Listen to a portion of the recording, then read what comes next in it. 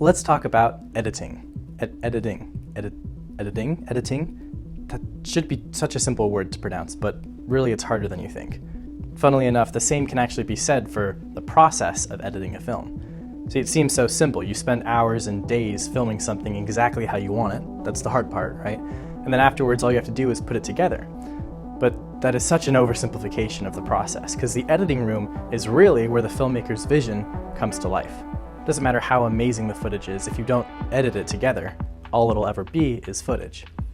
So to talk about this more, first let's define what an edit is. The most basic way of defining what an editor does is they string together several video clips into one single timeline, where they'll all play out sequentially. So think of a movie as a long chain, where each link is its own short video clip. So it's a simple concept, except that it's not when you actually factor in things like when should each clip start, when should they end, what take to use, what camera angle to use, when to use transitions, what transition to use, and don't even get me started on music and sound effects. So many choices. And each choice has a huge impact on how the scene feels when it plays out. To see what I mean, let's look at an example. 1999's The Matrix is a great example of how editing can be used to enhance the narrative of a scene. In this scene, the protagonist Neo fights Morpheus in what is essentially a demonstration of his newly acquired martial arts skills. So when we watch this scene, there are 3 editing techniques that I want to point out to you. The first technique is essential to the continuity and legibility of a scene, and that is cutting on action. What this means is that when a change in camera angle or lens occurs, that change happens during a clear movement or action by one of the characters. This is one of the easiest to notice because almost every cut in the scene does this. Like here, here, here, and too many more to count, but you'll see them as we keep watching. The purpose of this technique is to essentially make the cut invisible. If the viewer is focused on the action happening, they will most likely not register the change in camera. It creates a continuity in your mind that makes it feel like this action is really happening independent of the camera being there. It feels fluid and natural, and it doesn't kill any of the momentum of the scene or action. Now the second technique has to do with cutting to a certain type of shot. So for most of this fight scene, the camera lives at about a medium shot. We see the action happens from the waist up because most of the punches and kicks are aimed at the opponent's torso. However, there are several variations to this length of shot throughout the scene, and each one serves a purpose of showing something specific to the audience.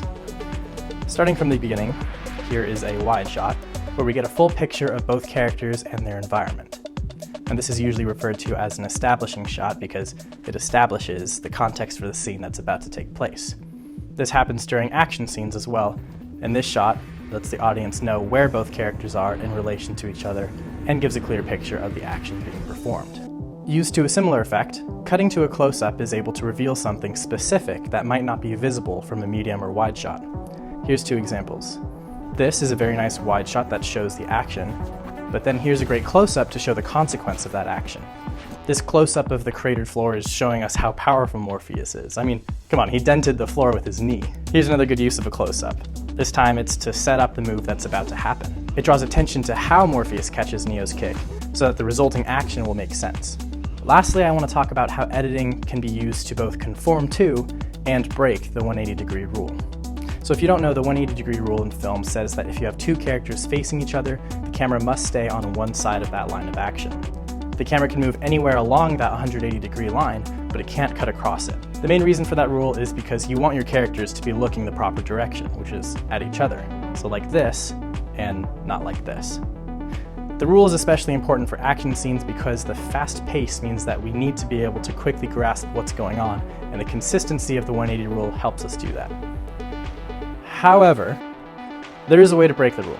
Several, actually. The first is through clever blocking. There are several times when a character crosses in front of the camera, which changes which side of the line of action we're on. And the other way to do this is through 2 or more cuts. Going back to this move here, you can see we're on the left side of the line of action. So Morpheus is on the left side of the frame, looking right at Neo, who is frame right. But when the spin begins, we cut to directly behind Neo. We're like standing on top of the line of action.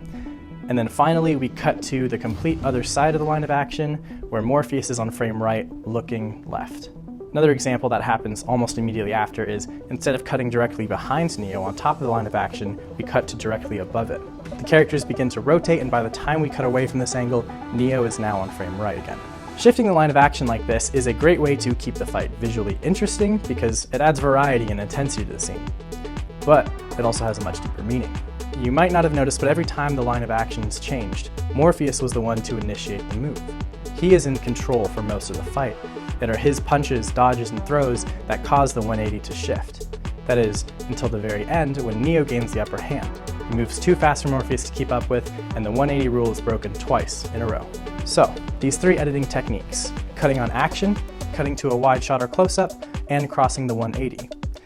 Even though they are very subtle and often only have a subconscious effect, they prove how vital the editing process is in telling the story of every scene. Editors are often called unsung heroes of filmmaking because if they do their job well, if you're immersed in the story and can follow the action, you may never notice them.